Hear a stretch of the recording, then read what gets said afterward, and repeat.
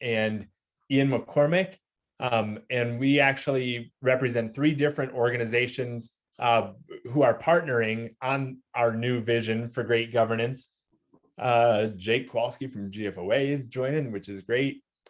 And Kelly and Ian, I'll ask as well as we go along, especially hearing Nadine's interest on citizen engagement side of things, that would love to hear your feedback and commentary as we go. And I will start with just a view of what we had tried to put together. All of our work at ResourceX, my company, has been focused on priority-based budgeting, which is a methodology. It is hopefully a more rational approach to what can sometimes be a very complicated exercise, which is budgeting. And what we've tried to do, I'll explain in today's presentation, is simply make sure that we have the resources aligned with your strategic plan, with the results that you're hoping to achieve. And while that sounds really straightforward and totally simple, I think, as we all know, sometimes the budget process can leave a lot to be desired. But I put this slide up because budgeting is but one piece of the overall puzzle. And that's why it's been so gratifying to team with Kelly and with Ian, as we've tried to put together this more overarching view of great governance. And if you've been along for our webinar series, we have been presenting on all of the components. This is a graphic that Ian had put together, and it was Ian's unified theory of local government, complete with a feedback loop, Nadine, for your interest, based on citizen well-being and citizen desires, and ultimately why we're all here, which is to create a great community for all of our citizens that succeeds. And in the middle, that includes creating a strategic plan that is connected or aligned with what our citizens desire, ensuring that we have the resources required to come through on that strategic plan, and also the programmatic business planning to deliver when it comes to providing those core services that actually impact and improve the lives of our residents overall. And this is our overarching theory.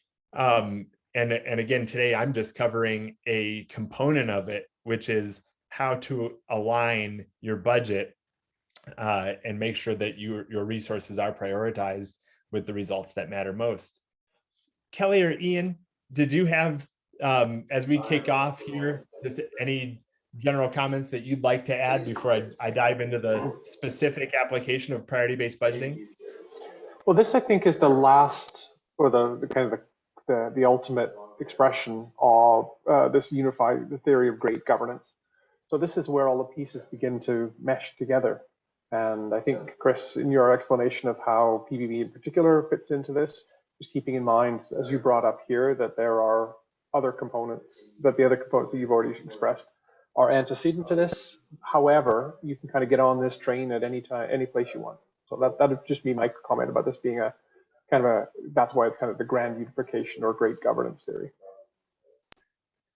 Yeah, from my perspective, Chris, I would just suggest to anyone on the seminar, the webinar today, or who watches it afterwards, the timing could not be better to start thinking this way. I think we're hearing all of these terminology about building back great, or, you know, what do we do post-COVID? So, and there's seemingly the impetus to do it from the other orders of government too. So there seems to be a desire from, you know, funding agencies to help out this effort as well. So, you know, I'm a big believer in that building back better, or, you know, leveraging this big pause, I like to call it, to get better. And so that's kind of what drove a little bit of this come together effort to, you know, on the other side of this, why not achieve great governance?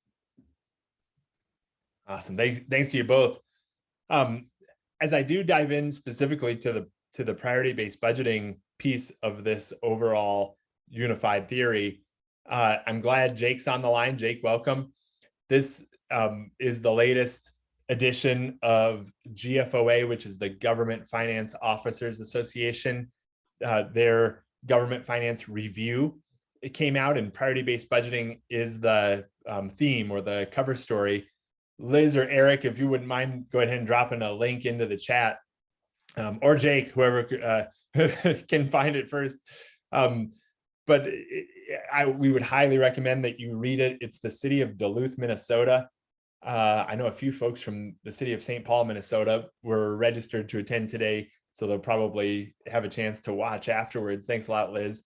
And why it was a great article is written by Jen Carlson, who is the Chief Financial Officer for the city of Duluth. And as Jen describes their story, it's such a typical story, told in a typical fashion of revenues that are simply not keeping pace with their projected expenses, and the worry that we all face as we try to look out towards delivering on a great community and feeling that sense of resource scarcity. So she showed the traditional picture of the lines just aren't coming together as we hope to fund everything that we want for our future. And then in typical fashion, the next graphic in the article is a breakdown of what? It's a breakdown of line items in the budget. And so often when we think about the budget, we are immediately thinking about our various line items and how this can be a crippling picture.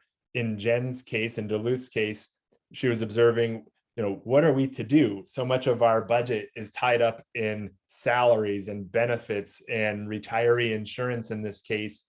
Her point was, this is how we always tend to look at things. When we apply a line item lens, it seems like there are no solutions to this, because our only solutions here are to cut back on staff or reduce their benefits. And our point, one of our major takeaways today is, if you only see the world in line items, and line items are your only components of data, then your solutions have to be line item based. And these solutions look awful. No one wants to cut personnel. No one wants to cut back on salaries or benefits. That seems like a terrible approach to all of this. So the conversion that you make in priority-based budgeting is to recenter the conversation, not on line items, but on the programs and services that you are providing. How are you funding those programs? And do those programs make sense for the types of results and outcomes that you seek for your community? Are there different ways to provide those programs overall? And that's where we can start to look at expenses from a different point of view. And that's exactly what Duluth did. One of their breakthroughs highlighted in the article focuses in on police services. So probably the most controversial of all is to start focusing on public safety as a place to consider for resource reallocation. But in Duluth's case, their epiphany moment as they associated all of their budgeted expenses with programs that they provide. That's what you're seeing on the x-axis, from patrol to drug investigations to traffic enforcement. Was they pointed out the second highest, most costly program in the department was reporting. And that was simply not known. That was off their radar. And it was a breakthrough for the city of Duluth to start to come to understand, the more we started looking at what we were spending time on, the more ideas we generated for making improvements.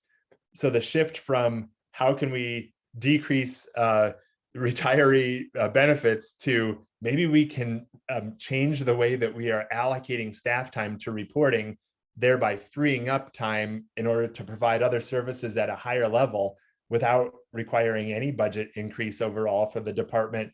That's what we're trying to help you to do and make that breakthrough with the limited and scarce resources that you have. So what I just said, a different way to depict it is that we're going to try and recenter the conversation away from purely line item focused in nature and have a little trick where we slip in what we call a program inventory. So what do we need resources to provide? And that is now the new foundational layer. That's the new basis for all the conversations that we're going to have. What programs are we providing? Are those programs aligned with outcomes in your community? Can we reallocate, like you saw in Duluth for their reporting program? And of course, we're going to make use of the line item data by attaching it or allocating your line item resources to the program level.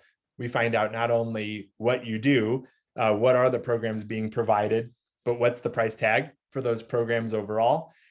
So that's the first two layers, is a program by name, what do we do, and a program by cost. What's the price tag to provide snow removal versus traffic enforcement versus DUI checkpoints and so on and so forth. I'll explain some of these other layers as we go in today's presentation, but this red layer called basic program attributes is simply what might we want to know about the programs we provide, and it's a data layer that's important.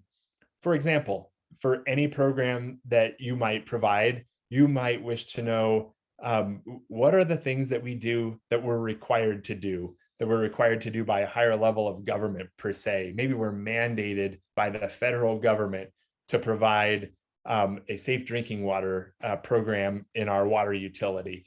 Or maybe we have a state or provincial statute that requires us to provide a certain program in a certain way. That's an example of a basic program attribute that we track, is tagging every program with the degree to which it might be mandated or required.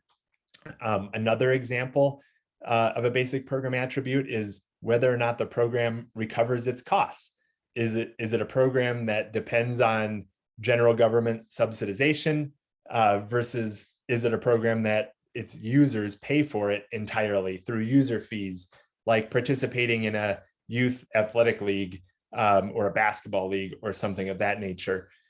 I'll cover other basic program attributes, but the idea that I want you to have as a takeaway is first and foremost, we're going to create data that maybe hadn't existed before, including programs by name, programs by cost, programs by certain characteristics. Are they mandated? Do they recover their costs? Do they serve the majority of our population versus other programs that serve a more limited constituency? All things that we would love to know about every program we provide.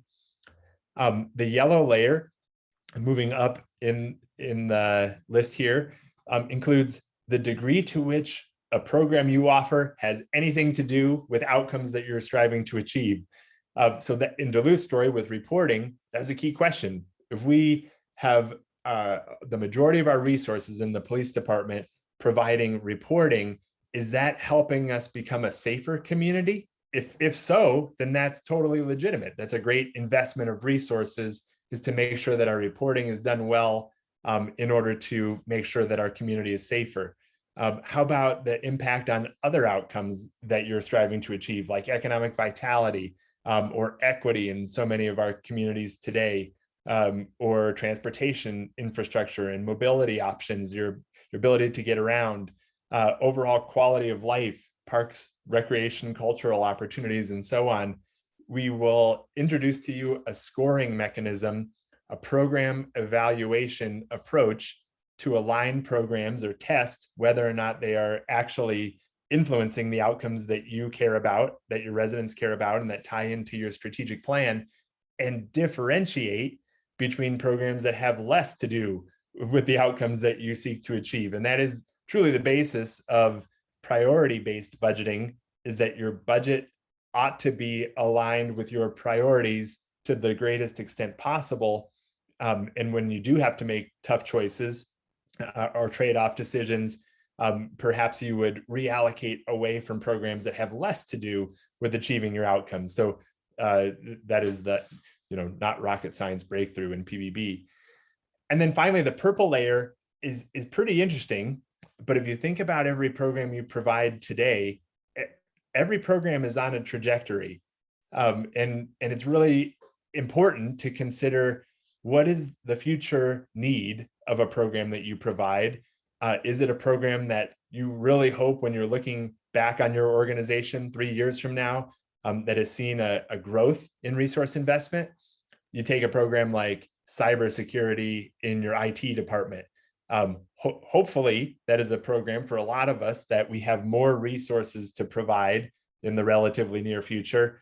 It's probably not a program that is on a service level decrease trajectory, unfortunately. For other types of programs, you do want them to be on a service level decrease trajectory. Some of our communities talk about the level of investment for various boards and commissions who they support. And while the boards and commissions are really important to make sure that feedback loop that we showed in the last slide, from how citizens feel to what the local government knows, you need your boards and commissions to have their antenna up. Oftentimes the amount of staff support devoted to various boards and commissions begs the question, might we empower the board to do a little bit more work without staff support? Maybe there is an opportunity to sunset a board that used to be relevant or more relevant in the past, or meet a little less frequently. Those are the types of questions that come up. And so it's just the idea that every program you provide it has some vector to it. It has a fate. And we want to drive that program's future and make sure that the programs that are on a growth trajectory have the resources that they need overall. And the basic idea, just to bring it on home, is that we are going to convert from line item based business intelligence as you are engaging in this decision-making process of budgeting, which line item business intelligence is not bad. It's at least some business intelligence. It's just limiting. And when we can make the bridge over to program and service level business intelligence, we can really open up a different type of dialogue. And I want to show you a little bit about what that begins to look like. And the first example I have comes from a community that maybe Rosemary might be a little bit more familiar with, certainly Mark. Hey, Mark, Kelly and Ian. This is the city of Fort Saskatchewan in Alberta. This is their line item budget that I'm showing you on the screen. And if you're squinting and annoyed, that's the point. Sometimes this is a little bit difficult to digest. And if I was trying to make decisions here, I might not know exactly where to begin. Well, Fort Sask has gone through this transition from line item based business intelligence to program based, and they presented their budget here for 2021 in programmatic format. And it was gratifying to hear some of their reflections. This is a page from the Public Works Department, really glamorous, right? But you can see every program provided. So it's not a focus on retiree benefits. It's not a focus on how much are you spending on gas, oil, and lube in the budget. But instead, what are we doing for cemetery operations?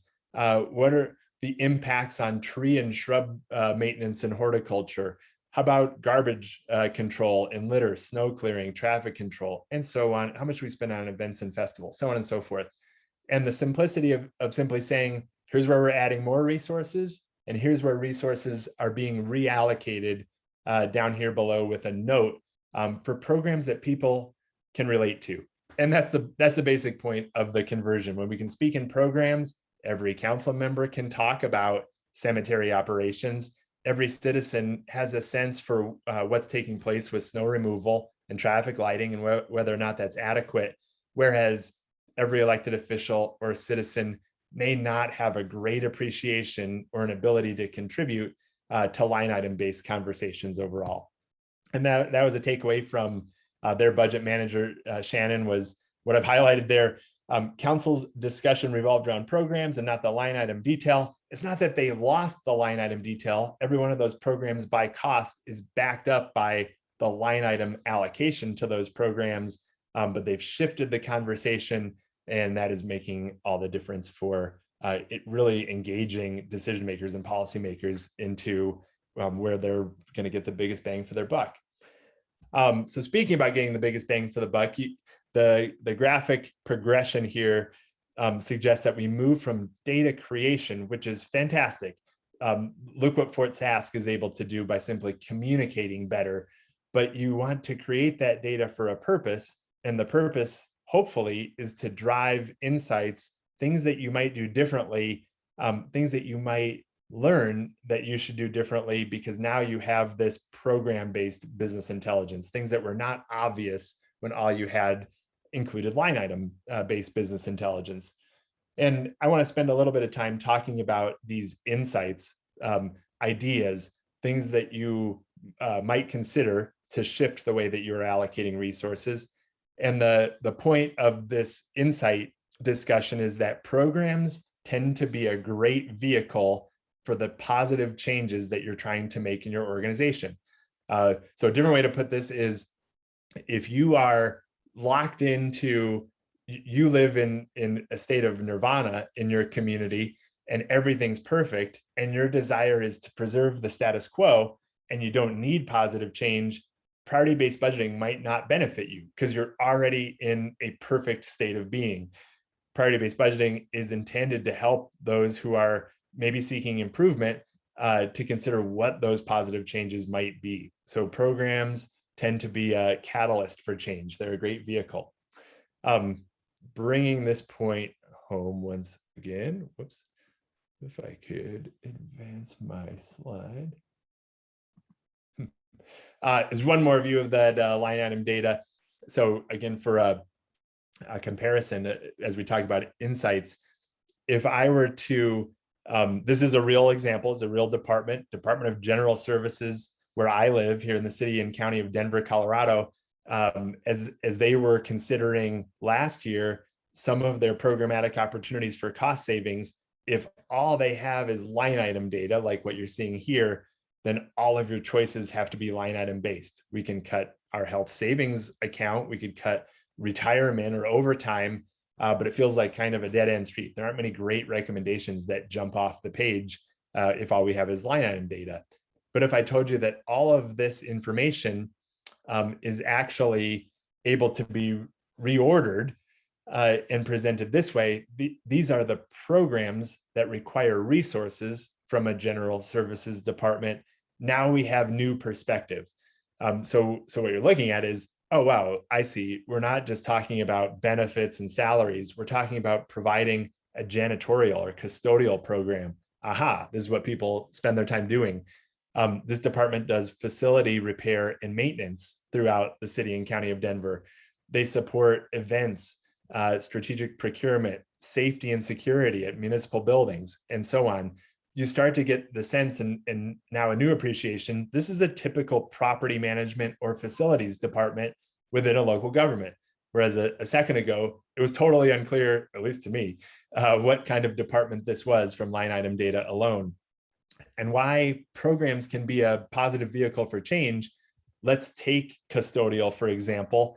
And sure, we can break down the costs if we wanted to understand all of the little line items that make this particular program cost what it costs. Here we can see it's a $7.3 million custodial program in Denver. It's a very large city, so very costly program. And you can see all of the people. Here are the custodians who support this program. And here are all of the little line items that we were just looking at a moment ago. Here's the health savings account, the retirement pension, and so on. That's why this program costs $7.3 million. But now if we face that same question that we were talking about a moment ago, this is back in 2020, what can we do differently from a cost perspective? Programs offer this vehicle for change. In Denver, they talked about basic efficiencies for custodial. If the work from home opportunities persist, which many of us are considering, do we go back to the office? Does everybody need to go back to the office? This is a major trend, but it's easier to talk about at a programmatic level. Perhaps we can save on custodial services because we don't have to clean every building, every facility, because we have less workers overall, or we could have a lesser level of service. So maybe there's a cost savings opportunity here by way of program efficiency, and it's exactly what they pursued. You might also consider a different type of insight would be, okay, for those buildings where we do have people coming back to work and there is still the threat or the possible exposure to coronavirus, perhaps those facilities need to be cleaned at an extraordinary level of service. There's a portion of the service that needs to grow. And Denver talked about how they've never had such a high level of service cleaning elevator buttons multiple times per day to make sure that citizens coming into City Hall, as well as their staff, had a safe work environment. safe environment to engage the city with. So it's a different type of insight. Is this program needs more resources for certain facilities? And then finally, a completely other kind of insight was Denver was considering, hey, this is $7.3 million custodial program overall. It's like a small business. And as they look out towards their neighbors, there are private sector businesses like hotels and restaurants who also require custodial or janitorial services. There are also other local governments in the neighborhood who require custodial services, other nonprofits, and so on and so forth. Denver shifted the conversation from only focusing on costs to instead focusing on maybe we could partner, maybe we could create an economy of scale with our partners overall and be a little bit more enterprising, a little bit more entrepreneurial, and be revenue generating as we provide a regional service that saves our community partners some money. These are all examples of what we call insights. They are different things that we might do for this particular custodial program. And I use this as an example because everybody provides custodial services. And if we can come up with great ideas at this level, you're bound to come up with creative ideas for other programs that you provide. And compared to that initial line item data, the program data carries us or opens up a lot more doors than we had open a moment ago.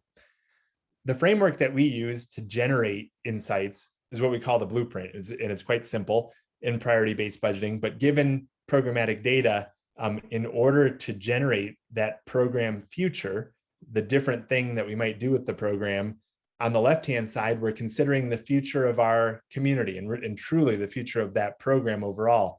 Do we have programs that need to grow? It's 3 to 5 years down the road. What programs do you offer today that you sure hope you're financing at a higher level in order to be more in line with your strategic plan, in order to move your community forward? They might be programs that you don't offer today. They might be brand new service offerings overall. And they might be programs that you would feel a lot better for the success of your community if the size of this program and its service level was tripled. So left-hand side, we need more resources, bottom line. Right-hand side, how are we going to use the budget to get resources over to the left-hand side? And we have some basic options. We can free up and reallocate. We can spend our current budget differently, right? We can provide certain programs at a lesser service level if it meant that we can reallocate what we currently spend on them in order to fund programs that are in need of increased resources. We can provide programs more efficiently, like we just talked about with custodial services. We can source programs differently, find a great partner who can take the burden of a particular program off of our hands if it's a win-win and we can save the money and reallocate it towards another program in need. Bottom right, we can also look at the entrepreneurial side of things, like we just talked about with Denver. How might we, instead of outsourcing, how might we insource a program, become a regional provider, generate new revenues that weren't coming in before, and make sure that we have new net revenue to fund programs? Can we look at basic fees and charges? Can we look at grants, other entities willing to pay us money for the provision of certain services? And then finally, if needed, how do we have a thoughtful conversation with our citizenry and our residents about asking for more if it meant that those resources could be used to move the community forward? This is probably incomplete in certain ways to look at it, but it's fairly complete in terms of a balanced equation. And we're always kind of working it back and forth. We increase spending over here by decreasing spending on certain programs or bringing in new resources overall. And just like we did with Fort Sask, I want to show you a quick story. Another one of our communities is Littleton, Colorado.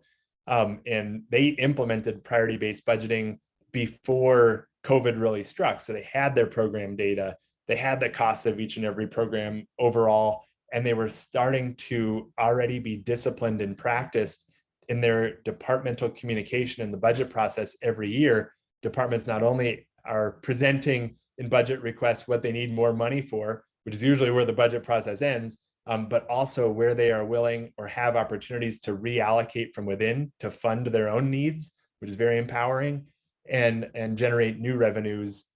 This is the budget process in action.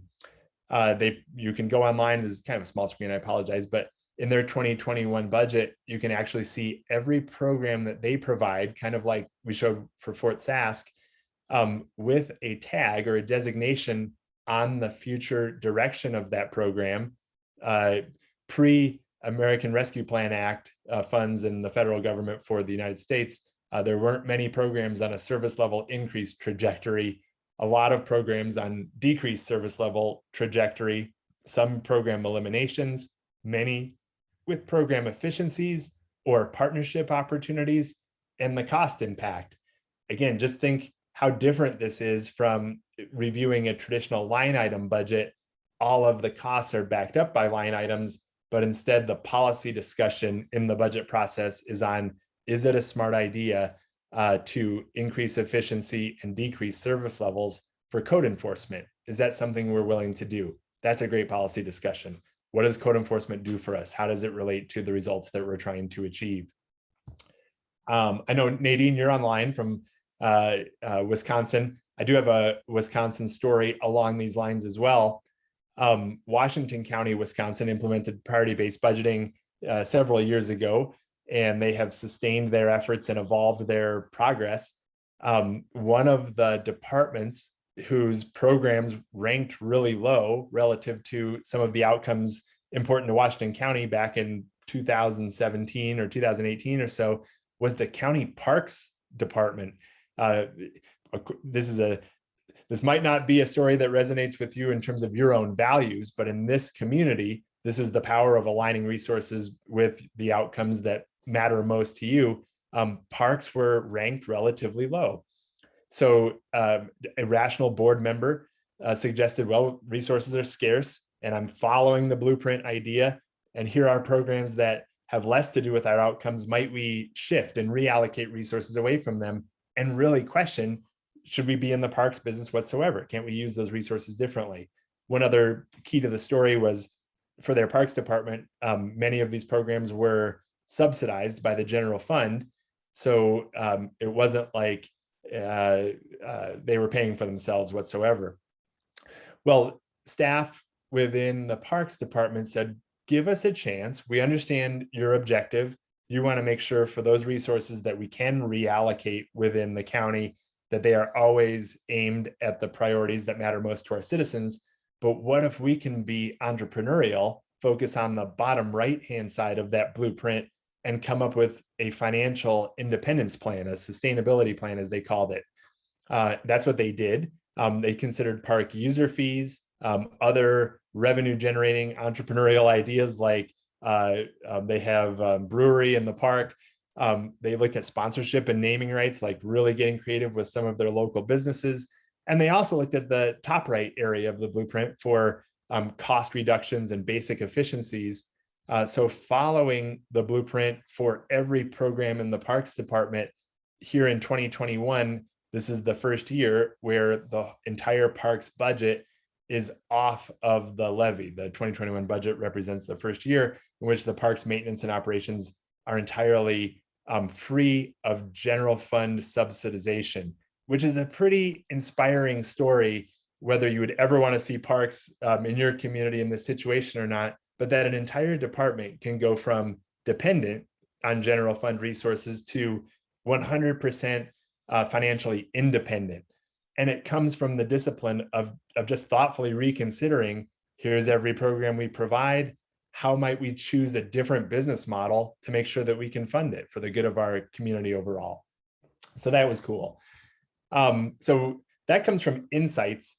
And if you're following the story, we have data creation, we have insight development, and ultimately all this comes together as we consider how to take action and really get a budget approved and really achieve financial independence like we just saw for Washington County. And as we move into the stage to talk about action, what you can do with the resources that you free up, I just want to reiterate, we are espousing that by implementing priority-based budgeting, your community can become good at the blueprint. You can adopt a skill, which we think is entirely necessary for the future of local government, to master resource repurposing and master entrepreneurial ways to be thoughtful about revenue beyond just general taxation, which is extremely important, but it's not our only means of generating required resources. Back in 2019, we highlighted the first group of communities who were able to demonstrate 10% resource reallocation for their entire budget. That's absolutely remarkable.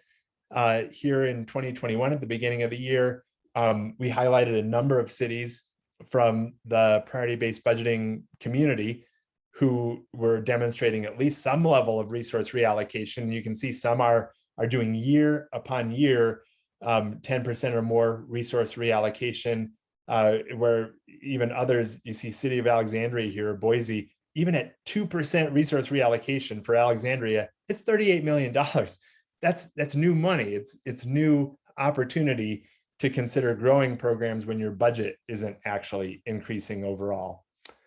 And as I move into one more section of the presentation, I want to just highlight a little bit about where this goes.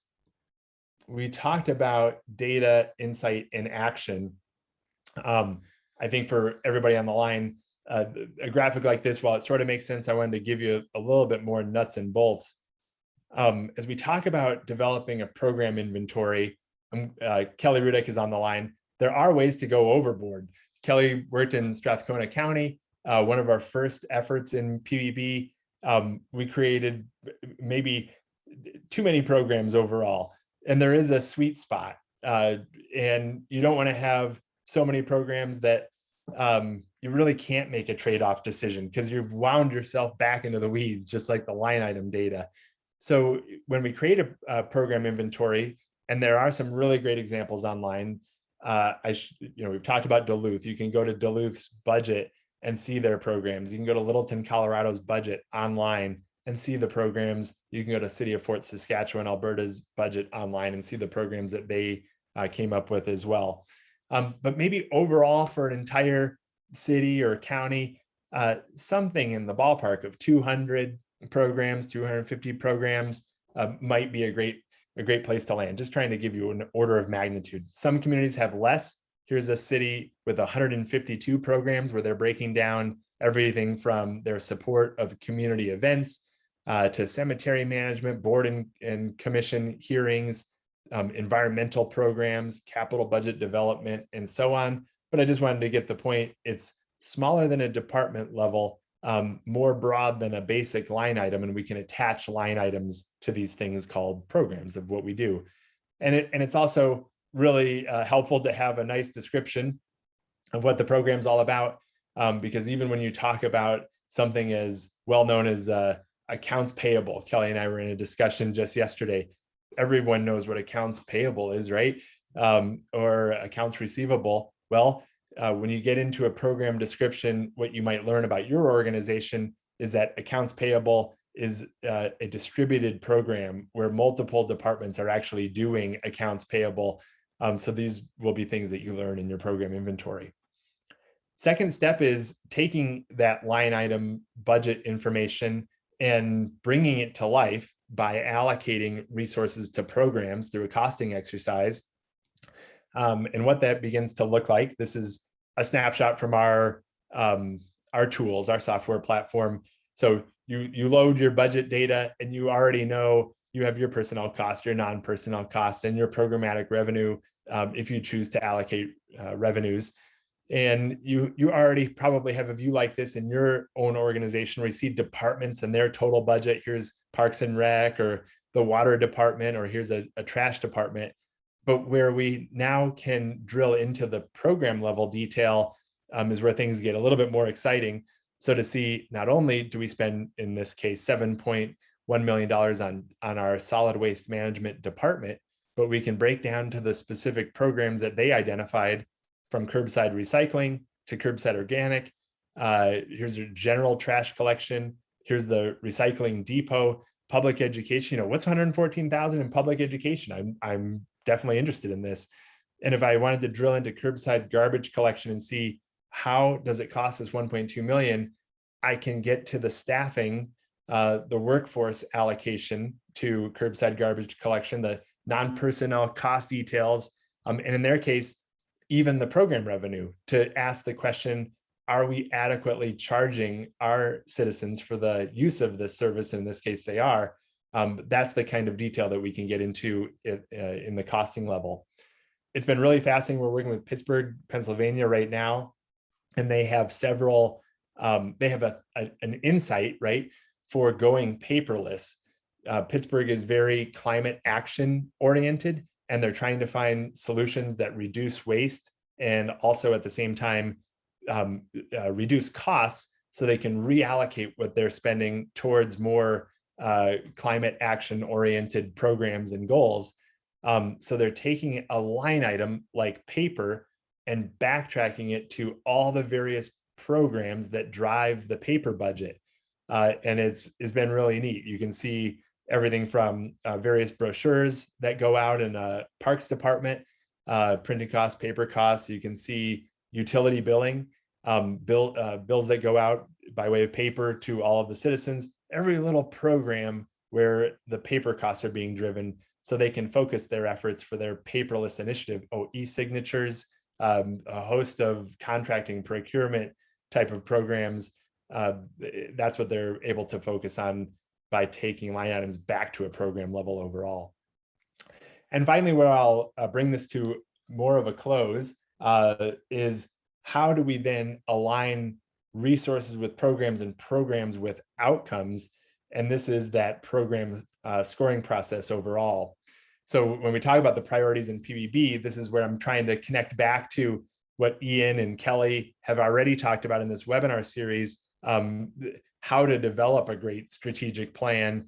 Ultimately, you will end up with the results that matter most in your community. And they might look something like this, where this is a community we work with who espouses that economic development and vitality is a key result for them. So programs that improve economic development and vitality matter tremendously.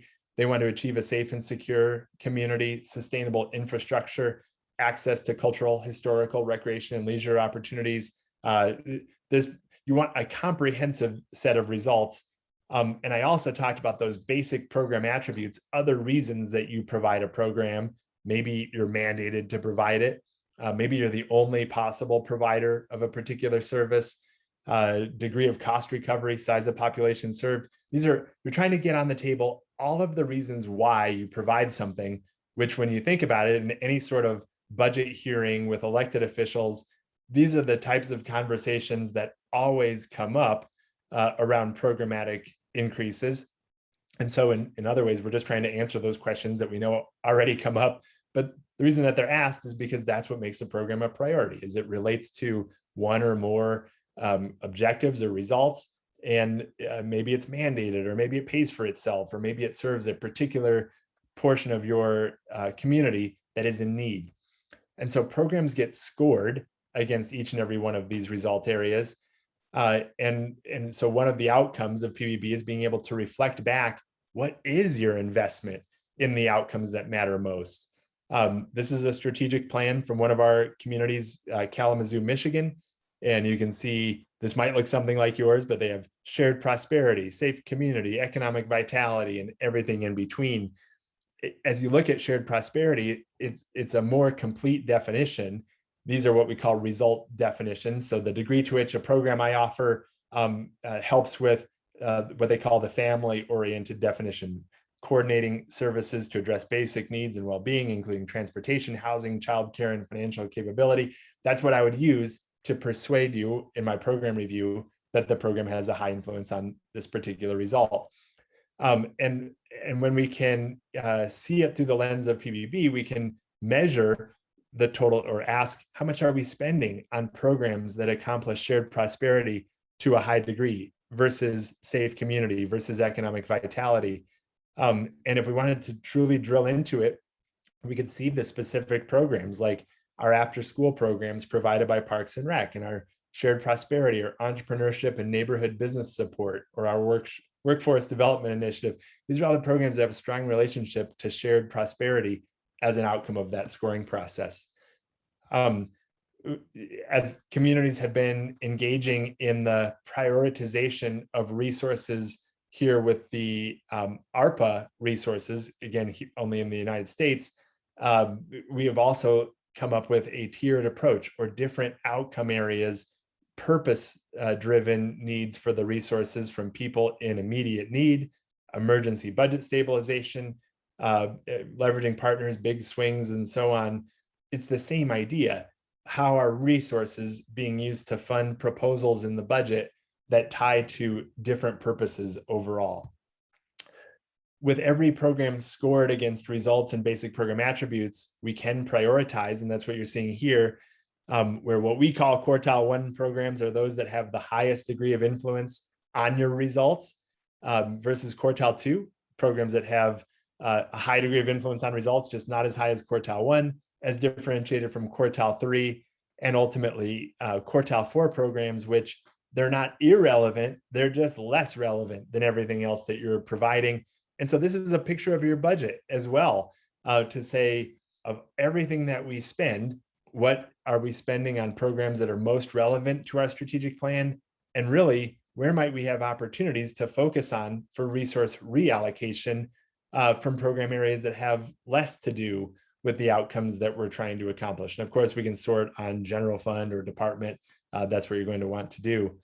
And then finally, what you are able to begin to see over time is the net migration of resources. So that was the same community where you can see, quartile 4 investment starting to go down from one year to the next. Quartile 3 investment, they are divesting themselves or finding partnerships or focusing on efficiencies or service level decreases, or alleviation of general fund subsidization, like we saw in Washington County, where it's appropriate to do so, in mining these investments in order to reallocate towards quartile 2 or quartile 1 higher priority needs overall for the community.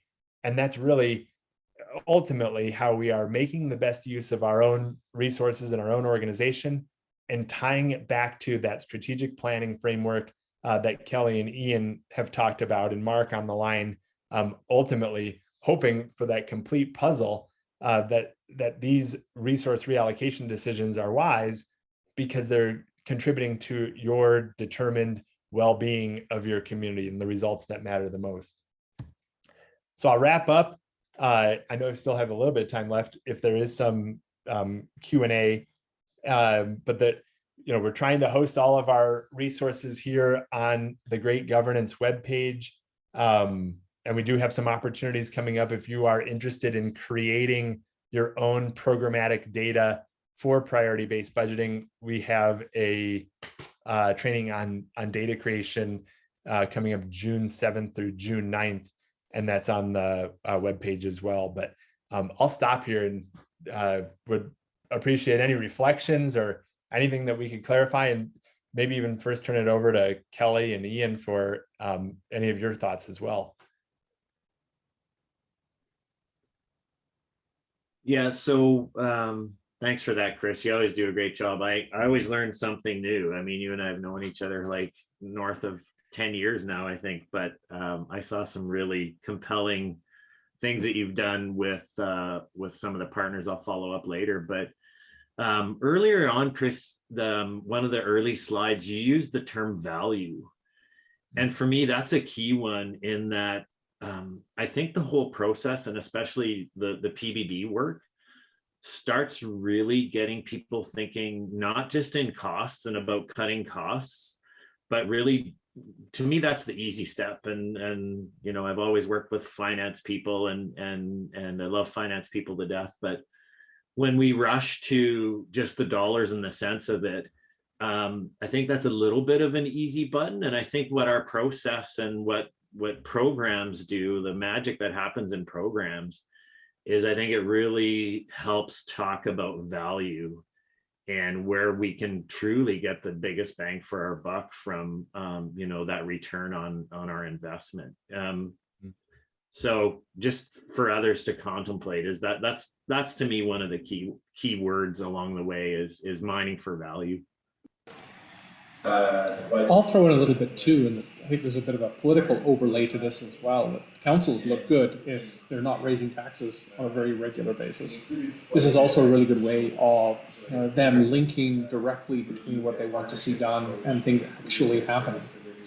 I think there's also really, I often talk about councils having to deal with 4 different things through their terms, some of which is just carryover from previous councils, some of which is kind of things that Chris had mentioned about downloads from other orders of government.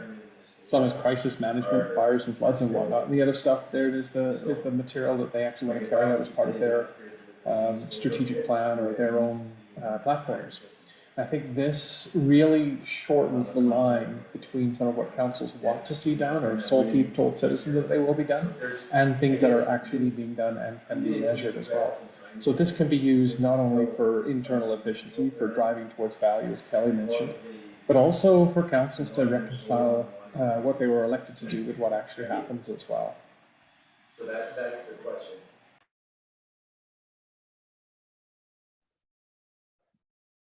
Rosemary, I appreciate your question on, I was just starting to type it back in the chat.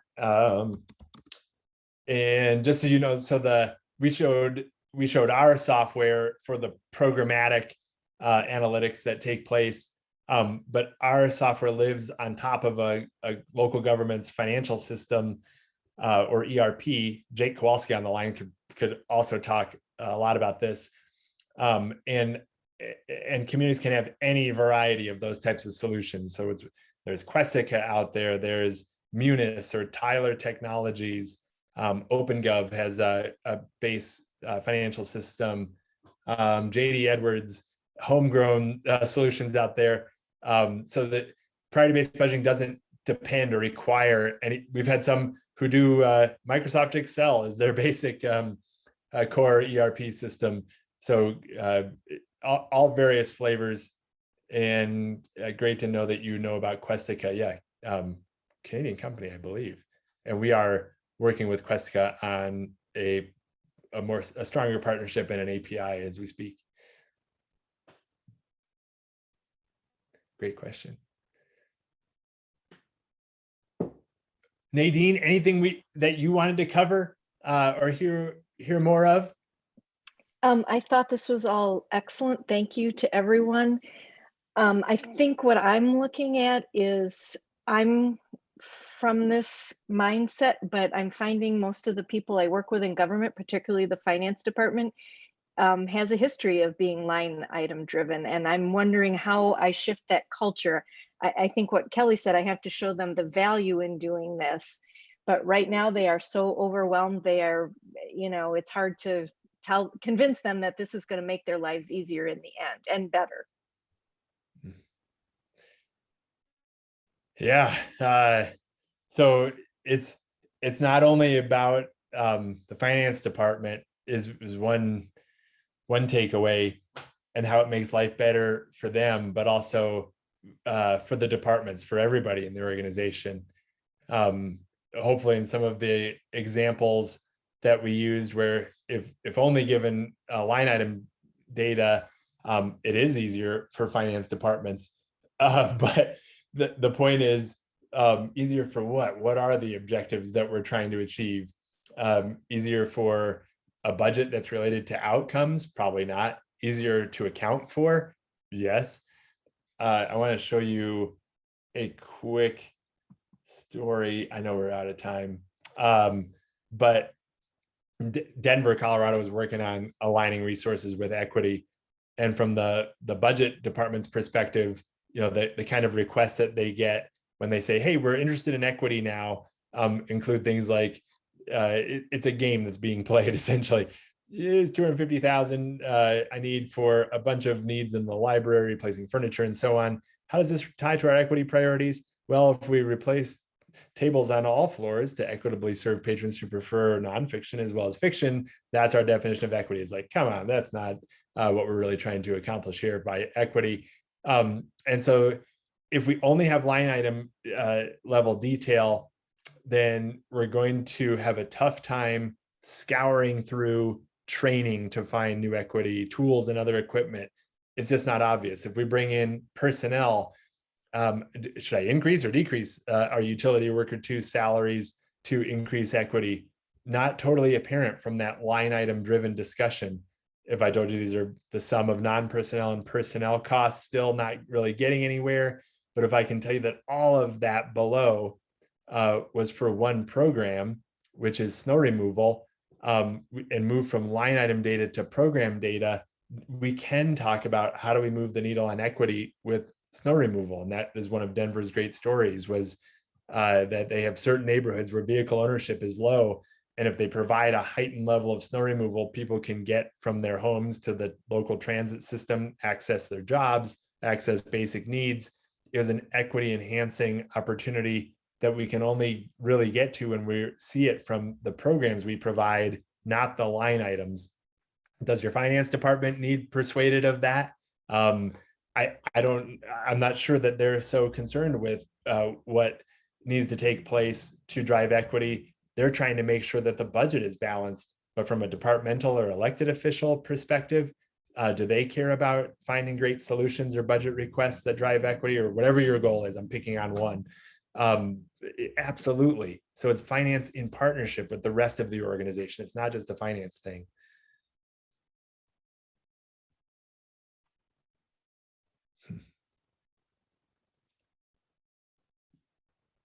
Cool.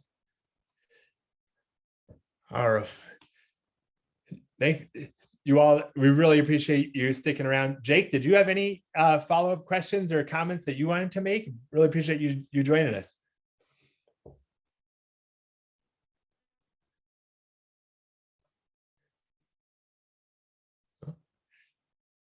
His icon is here, but might be gone. Hey, everyone, well, please stay in touch with us as you do have questions. I think we'll go ahead and bring this webinar to a close for the time that we have and be respectful of your times. But hope that you are encouraged to take the next steps in the overall vision for great governance. And as Ian mentioned at the beginning, you really can enter this at any stage along the way, whether it's a strategic plan, whether it's culture, whether it's well-being for your community. And please stay in touch with us as you're thinking about your next steps overall. But I'll go ahead and sign off and just say thanks and hope you have a great rest of your day.